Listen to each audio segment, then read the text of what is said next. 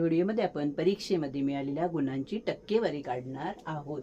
एका परीक्षेमध्ये शबानाला 800 पैकी 736 गुण मिळाले, तर तिला किती टक्के गुण मिळाले? तिला 800 पैकी जर 736 मिळाले तर 800 लिहायचे खाली, मिळालेले गुण लिहायचे वरती, आणि तिला 100 पैकी तिला किती मिळाले माहित नाही म्हणून आपण x मानू। हा x ठेवायचा इथे, त्याची किंमत काढायची म्हणून, आणि 736 भागिले 800 हे 100 बरोबरच्या त्या बाजूला गेले म्हणून भागिलेचे झाले गुणिले। आपण संख्या लहान करून घेऊया, हे 2 शून्य हे 2 शून्य कट करूया, इथे फक्त आता 1 राहिला, आणि या 8 ने ह्या 736 ला भाग लावूया। 8 9 72चा भाग लागला, 73 मधून 72 गेले, राहिला किती 1, हे झाले 16। 8 दुने 16 म्हणजे x बरोबर किती आले 92, म्हणजेच तिला 92% गुण परीक्षेमध्ये मिळाले। आहे ना सोपं?